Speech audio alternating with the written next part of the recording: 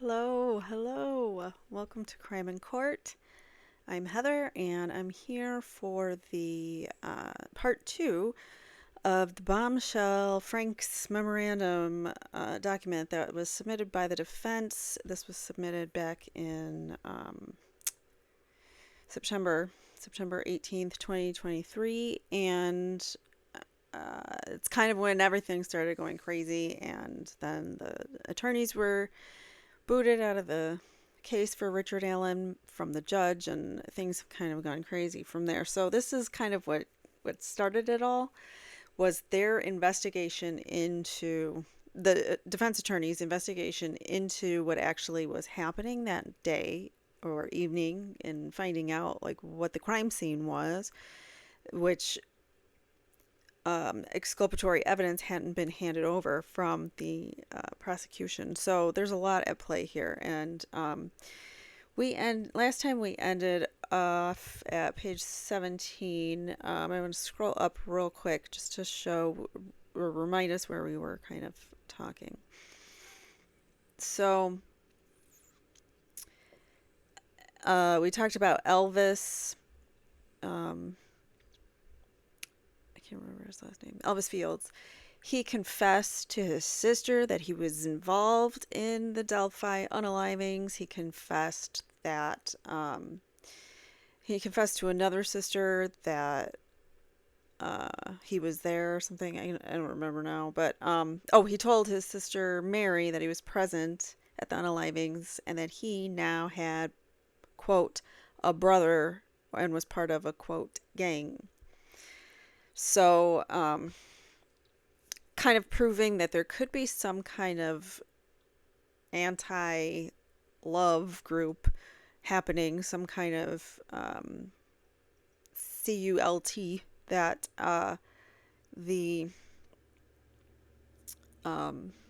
that is kind of underneath it all in the town, like a secret group, a secret initiation, a secret ritual group, that a gang, a brotherhood that is kind of kept under wraps all the time. So that's kind of what this is implying, or not implying. That is what it is. That's what he's saying, that he's part of a gang, and he's a brother now to other people. So and then I talked about the Unified Command. Remember, the Unified Command was just basically like the upper level law enforcement that things were being reported to, and then stuff was not being reported back to either the prosecution, either the district attorney, or whoever is processing the case, or the defense. So nobody got this exculpatory evidence about Elvis, and this weird thing that he said, if he spit on one of the girls and he had a way to explain it away, would he still get in trouble? So he stated that to the trooper, and the trooper notified Unified Command, and what else does it say? So that's kind of where we left off last.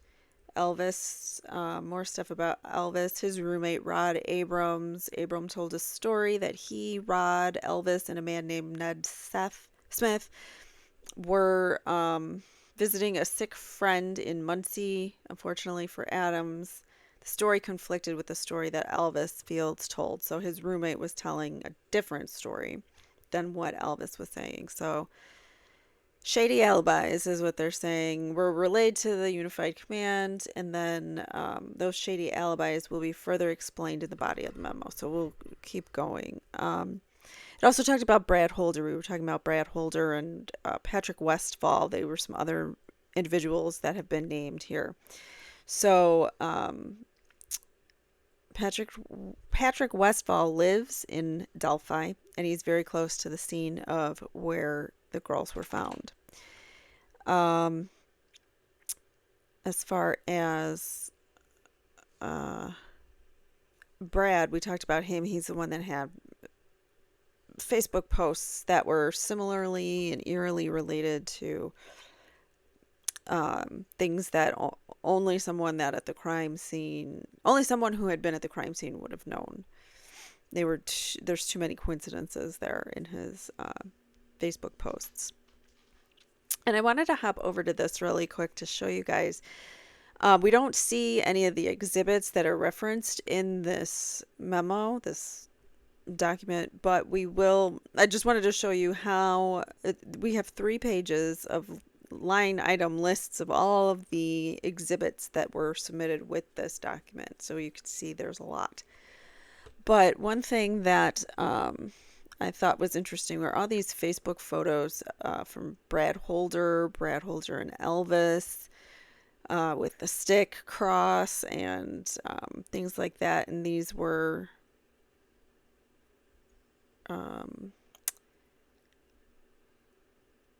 let's see, he was holding sticks forming an F, which, as we know, there was like a rune shape covered in the tree with liquid DNA. I don't know a better way to say that. The red stuff that comes out of us. There was it looked like an F rune that is related to this Odinist religion that was swiped on the tree with like somebody's finger or something with this DNA. They believe it was Libby's, I believe, for whose DNA was on the tree in the shape of this F. So interestingly, he also had this Brad Holder had photos of him forming sticks in the shape of an F. And also there was one other thing I wanted to point out on here. All these things about the tree paintings, the man hanging upside down from the tree, those are all related to the Odinist sacrifices. When you sacrifice someone to Odin.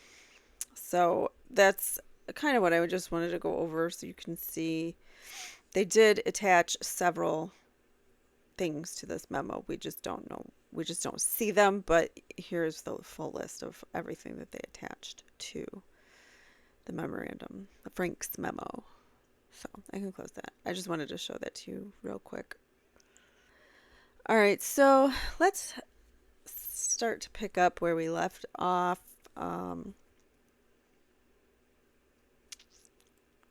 Lastly, we learned that Liggett concealed information from the judge in order to get the search warrant. So that's right where we left off. In 2019, Unified Command learned that in a totally different conversation with his ex-wife, Brad Holder pointed the finger away from himself and directly at Patrick Westfall, as being the person actually responsible for the unalivings of Abby and Libby. According to police reports, Brad Holder told his ex-wife Amber Holder that Westfall and, quote, his people unalived Abigail Williams and Liberty German because one of their mothers was, quote, mixing with other people outside of the mother's race. So it seems that, well, according to Brad Holder and what he, in his statement to the police, or what he told to his wife, it's a racially charged type of crime. I'm trying to say things so carefully because I don't want to get shadow banned by YouTube, and it's difficult because my brain already has difficulty with words because anyways, all right, so furthermore, Unified Command was aware that Brad Holder had told Amber that, quote, I can only protect you so much if you keep asking questions, end quote. So Brad didn't want to tell Amber too much because of what Brad is saying, her own protection. For her own protection, he didn't want to tell her too much of the crimes.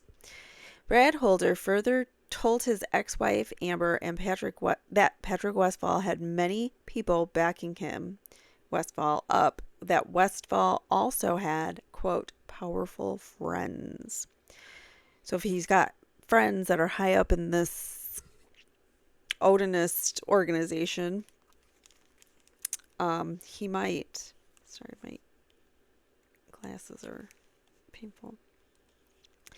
All right, so Liggett knew of this information for more than 3 years before Liggett sought a search warrant for Richard Allen's house, yet Liggett never shared that information with Judge Diener. So he knew about these quotes, about these things that that Brad Holder had said to his wife Amber about Patrick Westfall. That my dog is gonna bother me until I finally take her out. And it's really messing with my train of thought. Sorry. All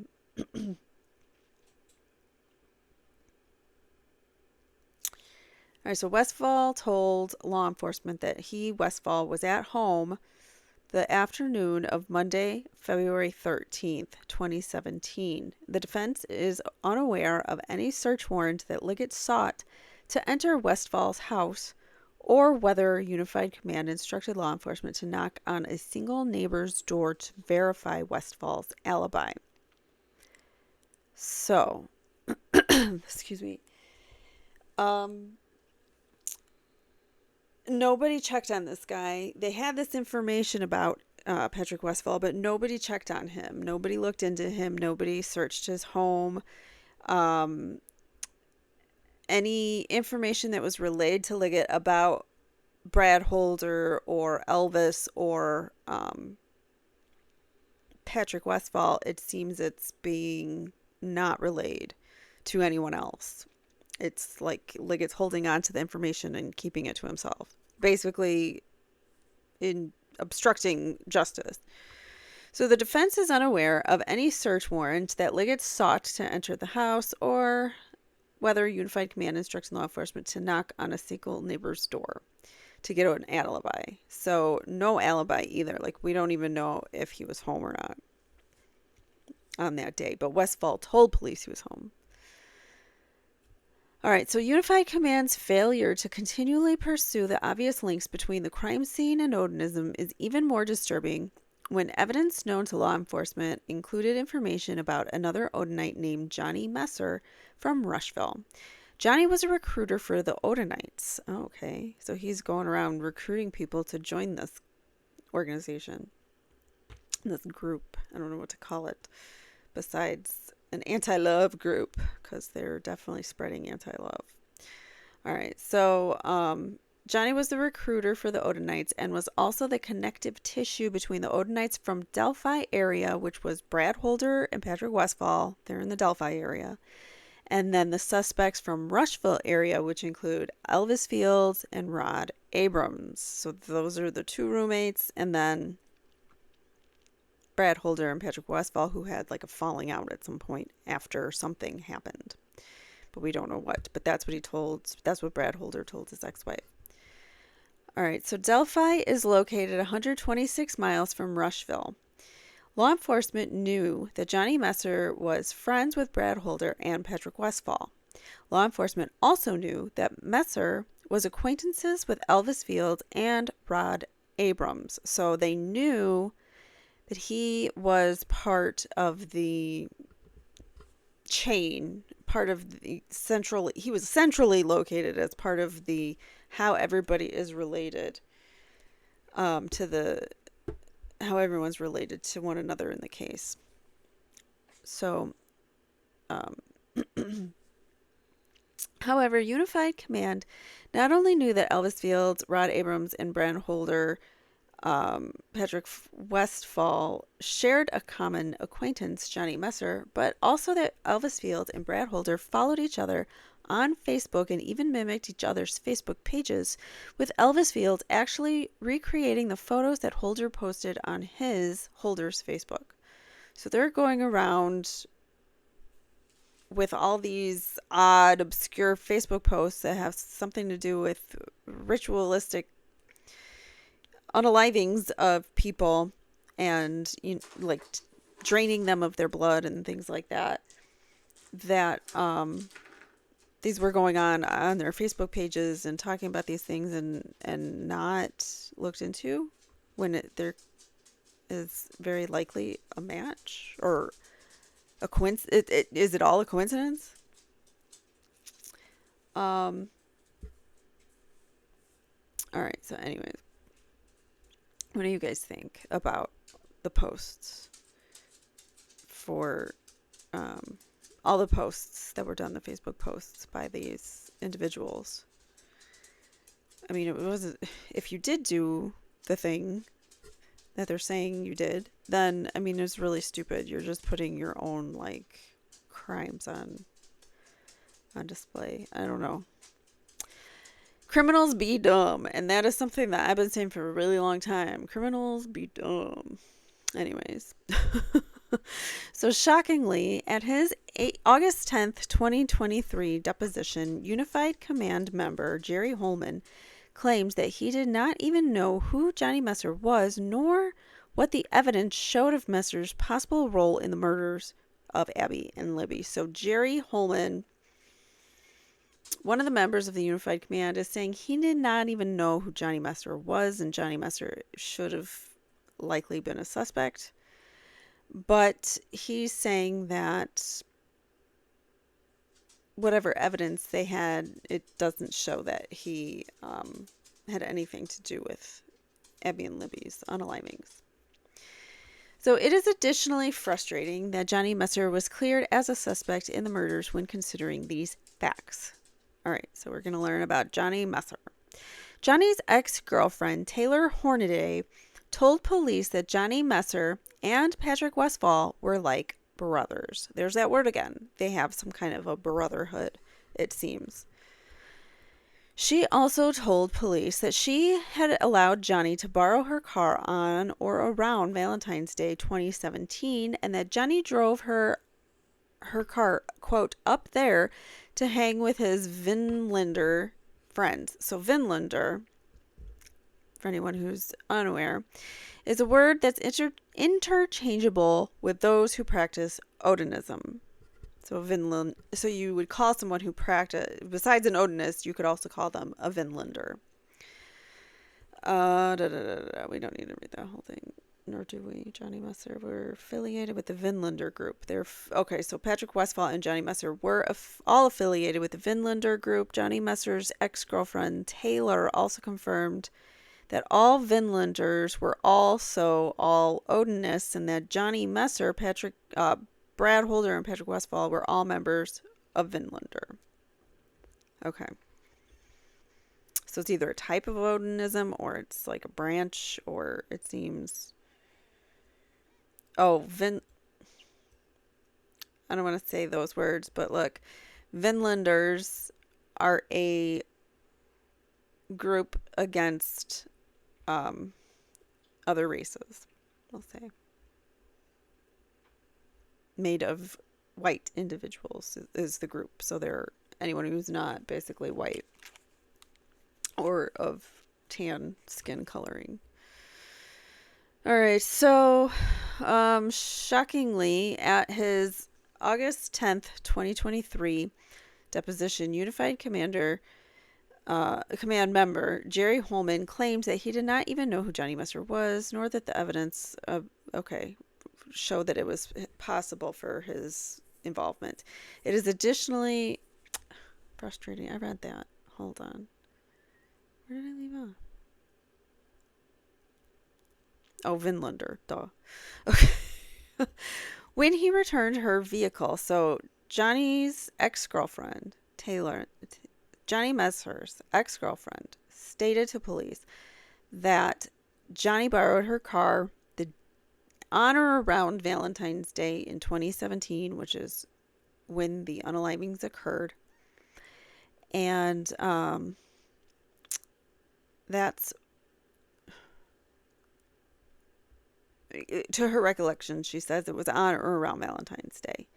and he drove her up there to hang with his Vinlander friends. So up there would mean potentially he drove up to Delphi from Rushville. All right, so when he returned her vehicle, it had dried blood over one side of it. Johnny Messer refused to discuss the details of how the liquid DNA got there. Johnny Messer's ex-girlfriend further stated that it took her several car washes to finally remove it. Okay, so it was on the outside? It doesn't say, it just says all over one side of it. Meanwhile, Messer has claimed that he has never, not once in his life, been to Delphi, home of his, quote, brother Patrick Westfall, and near the home of his other Odinite brother, Brad Holder. So that's a little hard to believe, especially since they're all connected. And brothers. Messer's ex-girlfriend, so the same woman, I'm assuming still, Taylor Hornaday,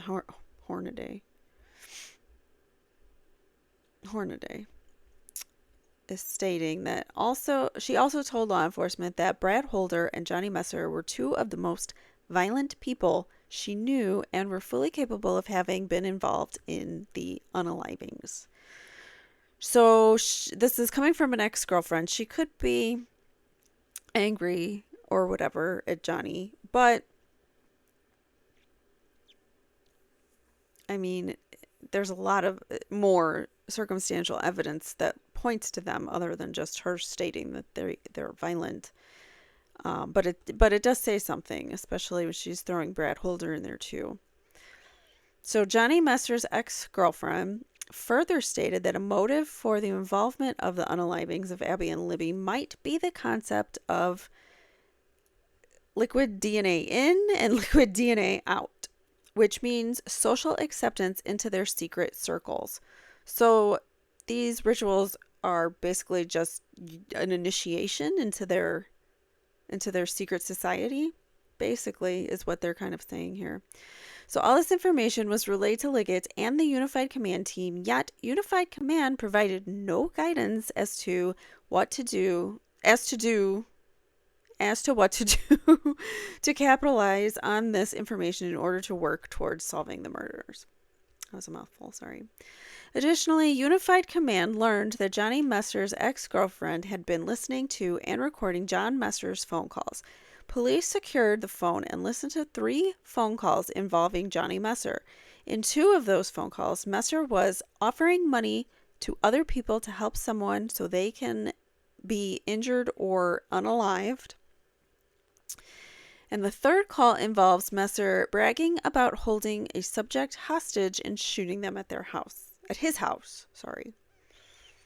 Essentially, Unified Command said nothing to see here regarding Johnny Messer and issued no search warrants for his house. None have been disclosed to the defense anyways. Nor did they attempt to utilize an age-old investigative tool referred to as an interrogation to pursue the truth about the involvement of Johnny Messer, Brad Holder, or Patrick Westfall in these crimes. So not only did you know all this information was coming to you. It wasn't getting distributed or disseminated to other people. You're holding on to the info, which gives you the power to control the narrative. And then you're also not fully interrogating people in this case. It's very surprising. All right, so many more shocking facts concerning this so-called investigation will be revealed in the body of the memorandum. So in the body of this, as we continue.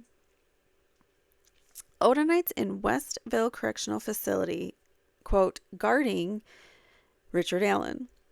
The evidence shows that during his pretrial incarceration at Westville Correctional Facility, this is the first prison he was at. Now he's at a different prison, which he got moved to in the middle of the night secretly, and we still don't know why.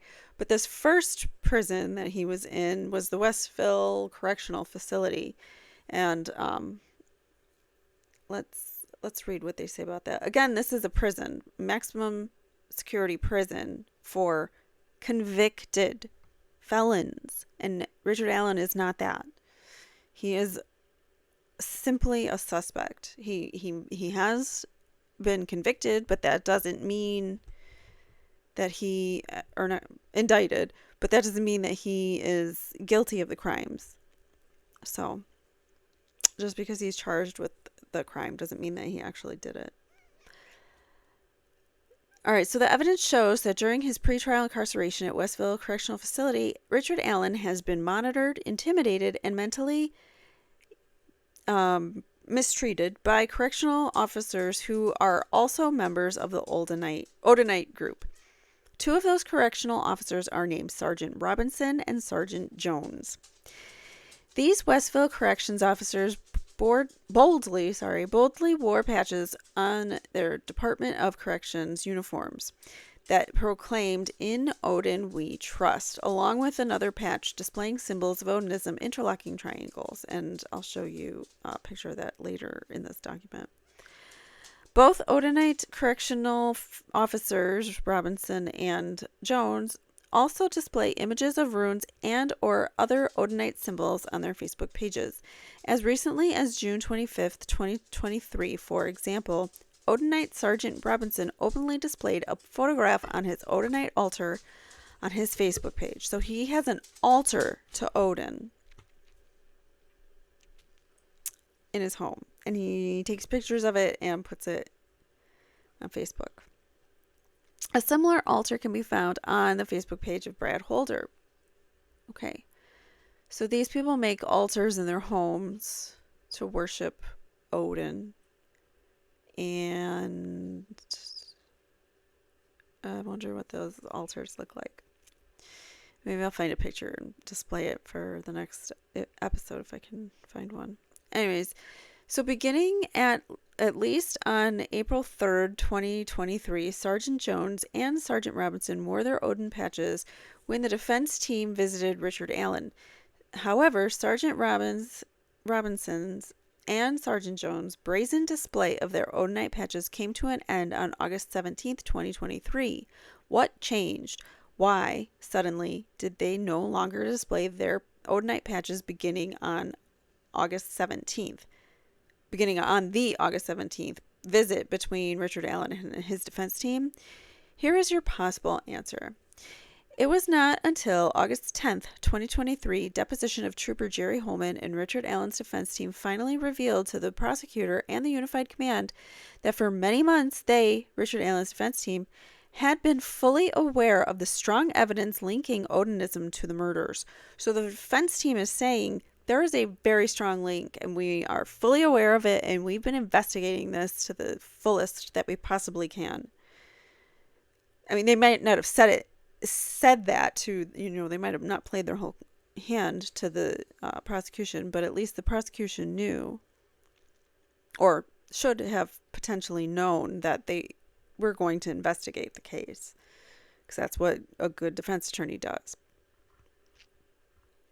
Anyways, it was also at the August 10th, 2023 deposition that the Unified Command learned that Richard Allen's defense team was not only aware of this information, but also intended to expose the linkage of Abby's and Libby's unalivings to Odinism, and would also be revealing the names of the Odinists at trial. So they've flat out named Odinists in their filing already. So it's public. It's public knowledge now. They're saying we're not backing down, basically. At this deposition, Holman and the prosecutor also learned that the defense team obviously intended on exposing the Unified Command's utter failure in pursuing the Odinist suspects in spite of the powerful evidence of Odinite's involvement in the murders. However, and this is important to note, at his August 10th, 2023 deposition, Richard's team did not let Holman or anyone else know that the defense team, was fully aware of the Odinite corrections officers at Westville wearing "In Odin We Trust." So they didn't tell anyone. The defense did not tell the prosecution that they saw people in the Odin We Trust patches.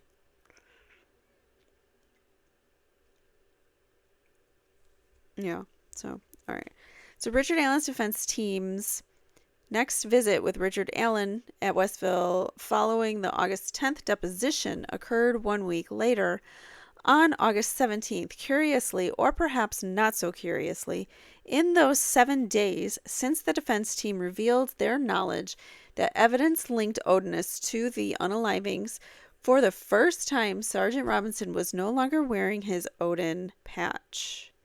So, after the deposition of Jerry Holman comes out, mentioning possible link to Odinism, all of a sudden, and the fact that Holman he kind of blew the door wide open into letting us all know that the Unified Command was not pursuing the leads that they should have been regarding the Odinist theory. Even though there was tons of proof to back the theory. All right, so Richard Allen's defense team, next visit, the patches were gone. It was almost as if someone had alerted Odinite Robinson that the gig was up because the lawyers knew about the links to Odinism, so lose the patch and pray that the defense attorneys had never noticed the patches on prior visits. Unfortunately for Westville and Unified Command, Rick's defense team absolutely noticed the Odinite patch. I love sass in these documents. They absolutely noticed the Odinite patches worn by Sergeant Robinson and Sergeant Jones beginning April 3rd, 2023.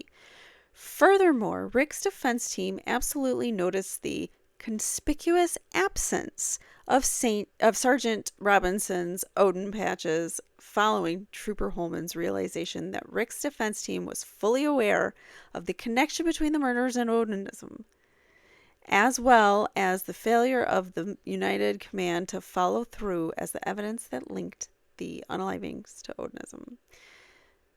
Whew. That's something, huh? So the court will also learn in the body of this memorandum that Sergeant Jones and Sergeant Robinson were seemingly always by Richard Allen's side during most, if not every, visit. Normally, corrections officers, usually Sergeant Robinson and or Sergeant Jones, were within earshot of every conversation between Richard and his attorneys and between Richard and his wife. Close enough that Richard would have to be worried about any conversation with his attorneys and his wife being overheard by Sergeant Robinson and Sergeant Jones or other corrections officers. Beginning on April 3rd, 2023, and for several visits thereafter, the Westville corrections officers even videotaped attorney visits between Richard and his defense. So I'm going to stop there. It is unheard of to not have a private conversation with your attorney. The fact that these corrections officers, who should know this, the whole, people running a prison should know by law that prisoners should be entitled to a private conversation with their lawyers.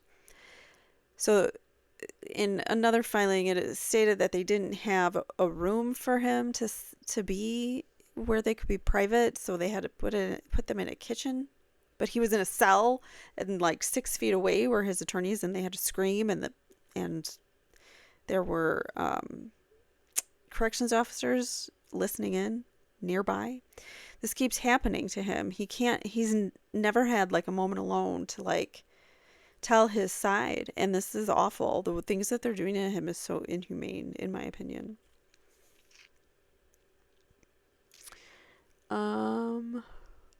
Yeah. And to have these conversations videotaped, that was the other thing I was going to say, is ridiculous and unheard of. You can't record an attorney's conversation with their client. That is privileged information.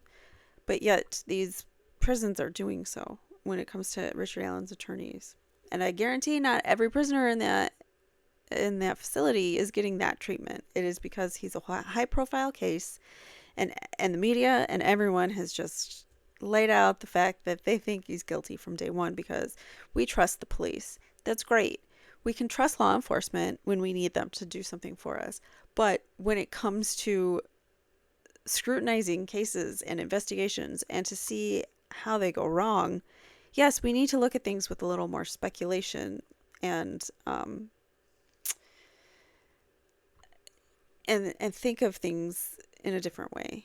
I don't know, just a thought. Anyways, most of the time, if not every time, it was Sergeant Jones or Sergeant Robinson bringing the handheld camcorder to the visit. Corrections officers even required that Richard Allen be positioned facing the window where the corrections officers were or where he was standing, videotaping the attorney visits with the handheld camcorder. This positioning of Richard Allen's body would allow the corrections officer to videotape Richard Allen's mouth as he talked to his attorneys. So they wanted to know what Richard Allen was saying to his attorneys, because they don't want him to talk about the treatment that he's getting there or his innocence. Richard would therefore not be able to privately discuss anything with his attorneys, such as, quote, "The guards are telling me that my wife and family will be killed unless I call my wife and tell her I unalived those girls," end quote. So that is something he told his attorneys.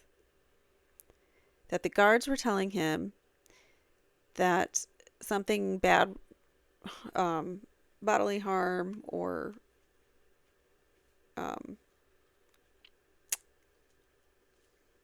bodily harm could result in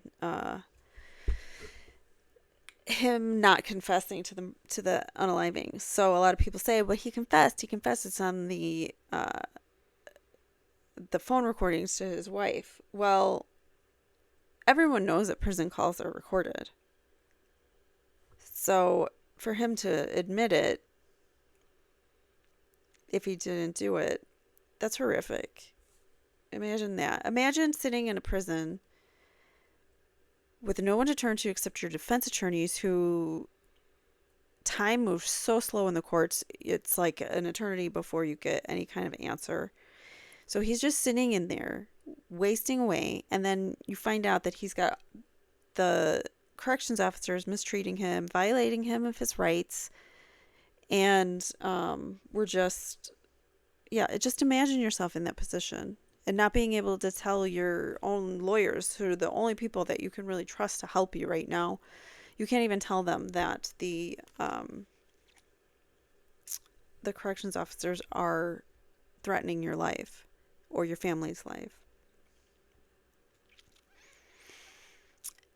There was a footnote there. To be clear, up to this point, Richard Allen has never spoken these words to his attorneys. The point is that the Westville guards have made the privacy needs for Richard to have the type of private conversation with his attorneys very difficult and perhaps not worth the risk if you are Richard Allen. So anytime he does ask for things, he gets consequences. So in one of the latest filings, it talks about how he had gone 2 weeks or so with like 1 or 2 showers because none of the corrections officers wanted to take him to the shower, and he didn't want to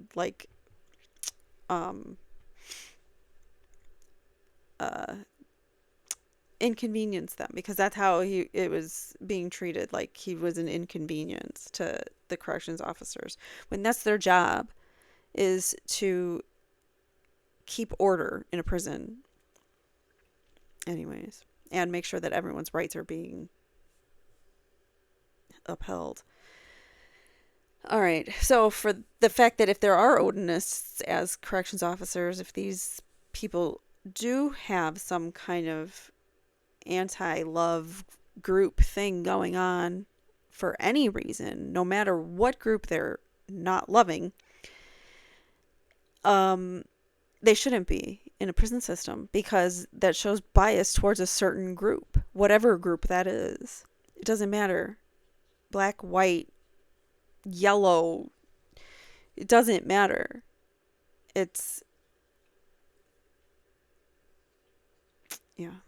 I don't know. What do you guys think about that? Tell me in the comments below. Please don't forget to hit that like button while I'm thinking about it, and subscribe to my channel. When you subscribe, you get notifications or you can set your notifications so that you get notified every time I post a new video. So it's helpful, but it's also helpful for you so that it shows YouTube what you like, and the algorithms help us both in ways I have no idea, but sounds good. But it is good to like those videos. All right, so thank you for supporting me, watching my video. So instead, a mentally defeated Richard Allen would continually mutter to his defense team at every visit these types of general questions. Is my wife alive? Is my family alive? Is my wife safe? Is my family safe? So it is clear that he is feeling like there's a threat on his wife and family. It's clear that he thinks that. Whether there is or isn't a threat, it's clear he thinks it. So there's a reason for why he thinks that. At one such meeting with his attorneys, Richard Allen mumbled in a somewhat incoherent fashion that Odinists were threatening him. It would be important to know that Richard Allen's defense team has never mentioned the word Odinists or Odinism or informed Richard Allen that evidence suggests that Odinists unalived Abby and Libby until August 25, 2023, when his defense team, in the presence of his wife, who was visiting with Rick in the prison, first discovered the exculpatory Odin-related evidence to Rick. Hold on, my dog is being annoying here. She wants to go under the blanket. All right, so who was visiting Rick? Hold on. So when the defense team, in the presence of his wife, who happened to be visiting Rick at the time, first discovered the exculpatory Odin-related evidence to Rick. So they never mentioned it once to Rick. Richard Allen, they're calling Rick. So they never mentioned it once about this Odinist tie, nothing. And Richard Allen came to them and said, Odinists are threatening my family. So take of that what you will. Where was I? So Rick's defense team felt that having him remain unaware would hopefully keep Rick a bit safer by not knowing that there was a connection to Odinism. Due to Rick's weakened mental state and the concern that he might unwittingly discuss his attorney's strategy to Sergeant Jones and Sergeant Robinson, Rick's attorneys opted to not discuss Odinism with their client out of fear that Sergeant Robinson and Sergeant Jones would then be on the alert that Richard's defense team was aware of the Odinite involvement. Richard's defense team needed additional time to investigate and review evidence before feeling confident and comfortable in revealing their knowledge to the court of the strong evidence that Odinites that Odinites unalived the girls and that Unified Command had chosen to do nothing about it, but in fact had hidden facts. They hid the facts from the judge so that any exculpatory evidence about Rick was not provided.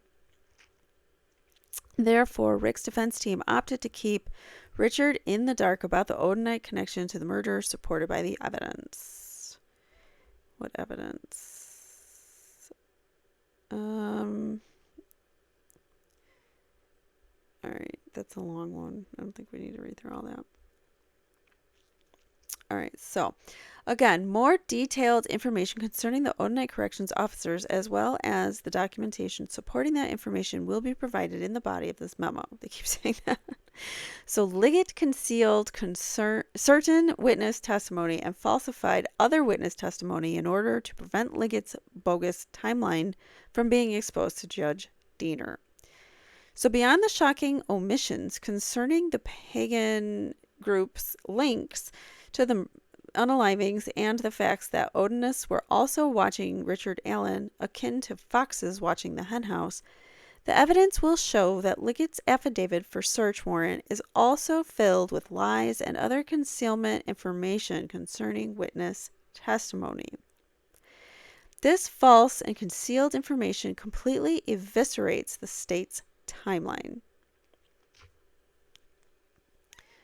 All right, so his affidavit, not trustworthy, and it does, uh, the false information, the concealed information that was not provided can basically poke so many holes through the state's case.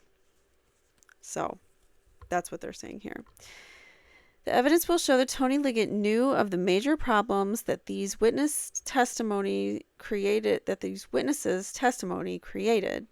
and Liggett chose to solve his problem by concealing the information and even falsifying other information in order to bolster the state's bogus timeline. The evidence will show that Liggett concealed facts concerning descriptions that key witness Betsy Blair made directly to Liggett face-to-face in 2019 concerning 1. The person that she, Betsy Blair, observed on the bridge. So Betsy Blair saw someone on the bridge and she gave that description to Liggett. Officer Liggett. All right, so, oops, my light. This thing is, sorry. My light is being like weird every time the cord gets bumped. It's like turning off. I don't know. Okay. So Betsy Blair was on the bridge. She saw someone and she gave that information to Liggett in 2019. So 2 years after the unalivings. 2, a vehicle that she, Betsy Blair, observed in the CPS parking lot at 2:15. So there's a car that she saw in the parking lot, and for Liggett's timeline to work and to place Richard Allen on the Monon High Bridge at 2:13, the time of the famous Down the Hill video. So that's the video that's been all over the internet and all over the news. It's kind of like tilted downwards, the camera, and you can see a guy walking, but it's like in a weird repeat, and then you can hear the guys down the hill voice by someone. So for Liggett's timeline to work and to place Richard Allen on the Monon High Bridge at 2:13, Liggett desperately needed Betsy Blair to describe a man on the bridge that looked like Richard Allen, and furthermore desperately needed Betsy Blair to describe a car that she observed parked at the CPS parking lot at approximately 2:15. So she saw a car at 2:15 as looking like Richard Allen's black Ford Focus. So she thought she saw a car at 2:15 looking like Richard Allen's black Ford Focus. Suffice it to say, the evidence will show that Liggett concealed from Judge Diener and Betsy Blair, or that Betsy Blair described a man on the bridge that looked nothing like Richard Allen, and she described a car at the CPS lot that looked nothing like Richard Allen's car, both in color and design. So Betsy Blair gave a completely different witness statement as to what she saw, who she saw, the car that she saw, versus what Liggett provided for the search warrant, basically, what the state's theory is. So the evidence will show that Betsy provided these timeline defeating descriptions directly to Liggett face-to-face 2 times. Not once, but 2 times in 2019. Yet Liggett failed to inform Judge Diener of these descriptions, as well as inform Diener of the fatal flaws that were missing descriptions created for the timeline. So everything that he submitted, well, not everything, but the version that he submitted to the court to get the search warrant, all that information was mismanaged or, misrepresented, uninformed. I don't know. Was that intentional? What do you think? All right, so the evidence will show that Liggett just flat out lied about what Liggett, claimed Sarah Carbow told him in 2017 concerning a man walking down the road near the murder scene. For Liggett's timeline to work, Liggett needed Sarah Carbow to describe a man walking down the road wearing a blue jacket who had liquid DNA covering his clothing. However, in 2017, Sarah did not say those things. This did not prevent Liggett from affirming under oath that Sarah Carbow did say those things. So he lied under oath that Sarah said it was a blue jacket and he had red DNA all over him. So this did not prevent Liggett from affirming under oath. All right. In fact, what Sarah Carbow actually told Liggett in 2017 was that Carbow, observed a man walking down the road wearing a tan coat. Tan. Not blue. A tan coat whose clothes were muddy, full of mud, dirt. Not the red liquid DNA stuff. So nowhere did Carbow claim in 2017 that the man she observed was wearing a blue coat. Nowhere did Carbow claim in 2017 that the man she observed was wearing clothes that had red liquid DNA on them. Nowhere. This truth about what Sarah Carbow actually told Liggett in 2017 blows up Liggett's timeline, which is the likely reason Liggett failed to include this information in his affidavit. Additional evidence will be presented in the body of the memorandum. The defense believes that the evidence strongly supports the contention that Liggett intentionally concealed evidence from Judge Diener and lied about other evidence to Judge Diener in his affidavit for search warrant. Basically stating like everything you got from that search warrant is bogus because that search warrant is bogus. And it should all be thrown out.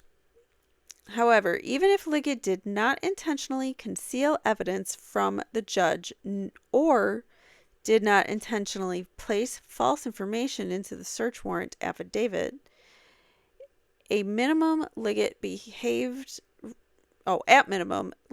recklessly when he prepared an affidavit omitting those facts from Judge Diener and providing false information in the affidavit. As stated in the motion accompanying this brief, the defense must show that Liggett either intentionally or recklessly omitted facts from the affidavit or provided false statements in the affidavit. All right, so he lied and provided false statements according to the defense. Evidence supporting these facts were needless in a giant haystack of discovery. To conclude the introductory portion of this memorandum, this is still all the intro that we're reading.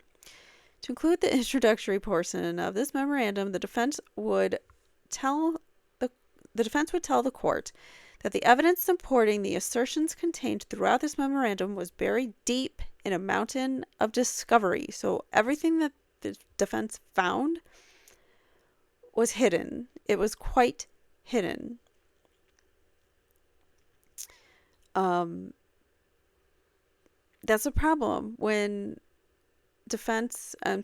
prosecution, they're obligated to hand over discovery, but that's a real big problem when they do and it's not organized, and it's just, how many gigabytes is in the Kohberger case? Like 100 or 200 something gigabytes of memory full of like evidence.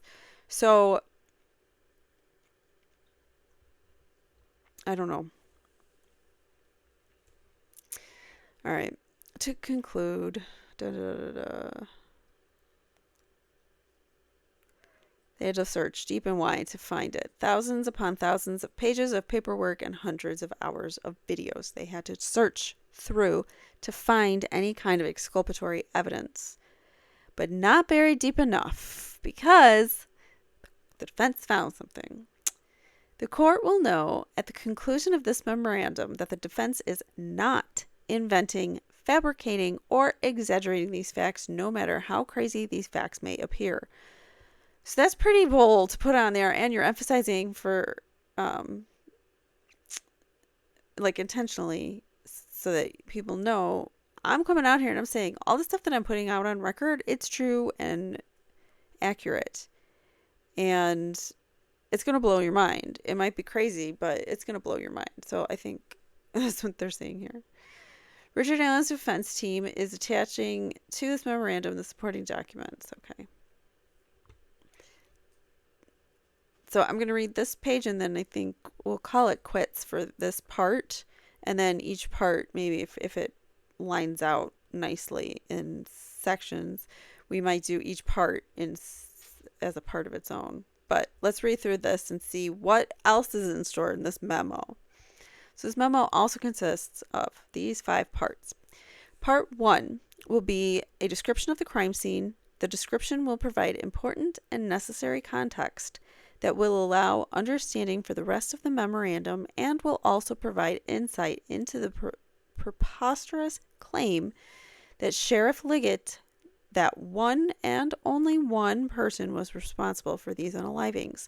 This will be important as Sheriff must claim that Richard Allen acted alone in order to dispel the massive evidentiary foundation that supports the likelihood that the planned abduction or taking and the ritualistic unalivings of Abby and Libby required multiple Odinists in order to succeed. So they're saying this is a wide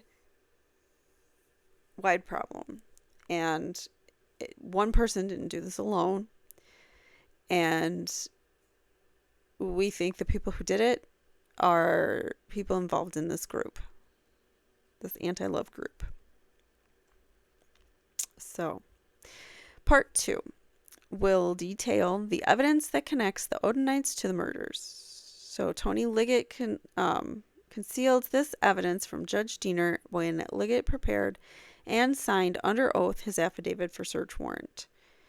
The section is long, detailed, and factually dense, especially for those not living and breathing this case. So there's going to be a lot of information coming in part 2.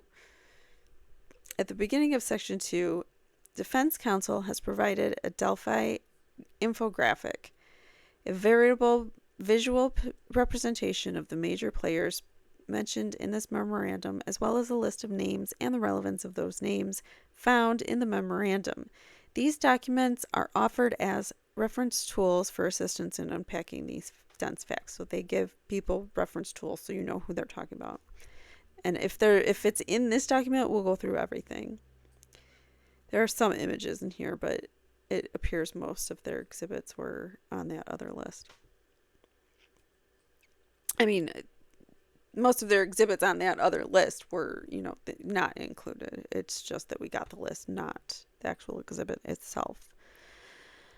All right, so part 3 will detail the information that confirms that Tony Liggett concealed evidence in his search warrant affidavit concerning statements of Betsy Blair and fabricated statements in his search warrant affidavit concerning Sarah Carbow.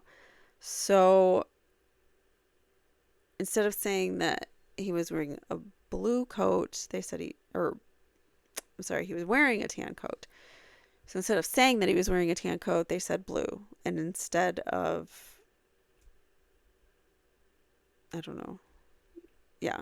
So I keep losing my train of thought. What was in the Tony Liggett's affidavit of Betsy Blair and Sarah Carbow, that there was incorrect information in those regarding the descriptions of the day, the events.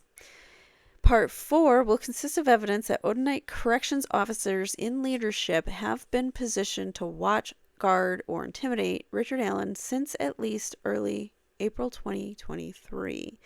This section will also provide images of the patches worn by Sergeant Robinson and Sergeant Jones, as well as images taken from their Facebook pages. So we'll see some images. They might not be the best, but we can pull some images up. What was I just gonna say? There should be a chart, an image of like how the girls were laid out. I'm going to find one. I think it was True Crime Design did a really good artistic not impression, but like they did a nice job outlining or laying everybody out.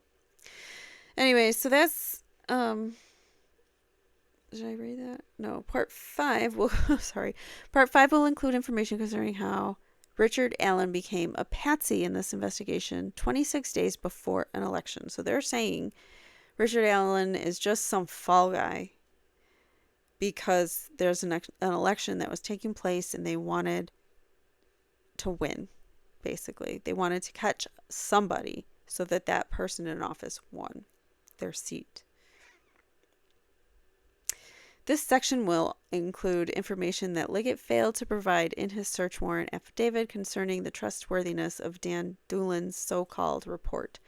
Pat V. will also address the complete lack of evidence that linked Richard Allen to the Un-Alivings, including an analysis of the weak evidence that Liggett relied on in his affidavit as he, Liggett, attempted to persuade Judge Diener that evidence of the murder or the Un-Alivings would be found in Richard Allen's home.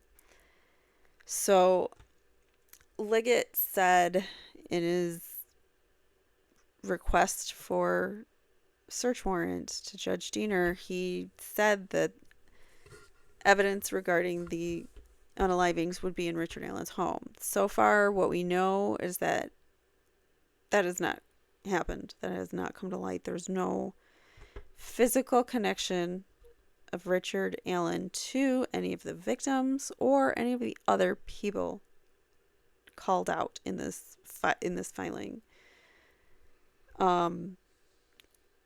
I honestly think it was bad place, bad timing on his end. I mean, just to go on your lunch break, you're on your lunch break, it's a lovely day. Oh, I'm going to take advantage of this warm day in the middle of February. So I'm going to go for a walk in this nice wooded area, nice, peaceful, calm, whatever. Then you find out on the news, it's 2 girls went missing. So you think, oh, okay, maybe I saw something that might help. So then you go to the police and try to tell them your recollection of the day and your timeline of the day and when you were there and who you saw, because he encountered a couple of girls. It was probably not Abby and Libby unless they met up with another girl that we aren't aware of, because another girl was with them at that time. So, or it was 3 girls or whatever that Allen saw, I believe. And as we know, Abby and Libby, what we know of the case is that they were dropped off by Libby's older sister, specifically the 2 of them, just to go walk the bridge, because she had never, I believe it was Abby who had never been to the bridge before. So that's we know that they were together, and it was just the 2 of them. There wasn't a third party, so likely Richard Allen did not encounter the 2, but he didn't know that, and so he went to the station and he went to go tell his side of the story. So again, let's go back to being in his shoes. Let's go back, or let's think, okay, I had this nice walk. I saw some people here. You're trying to remember what you saw. I went, and these girls were over there, and they were giggling on their phones, and that's all I really saw. So Richard Allen is like, okay, no harm, no foul. I'll just go tell them I saw that. And then immediately you're like the prime suspect, because you thought that you might have some information, a small portion of information that might help. That's what happened to Richard Allen. He's sitting in a maximum security prison and has been for 2 years, almost 2 years now, I think. And his case just got pushed back even further, his trial, because of Judge Gull, who denied everything, and she's given him issues. So it's really, this case is wild. So hopefully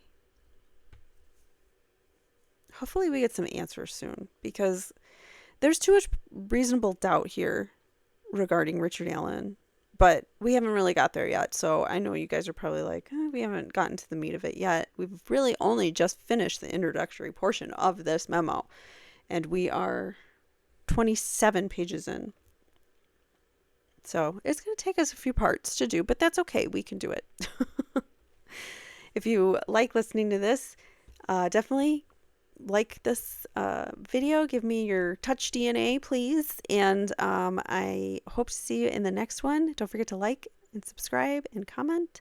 And I will see you soon. Bye.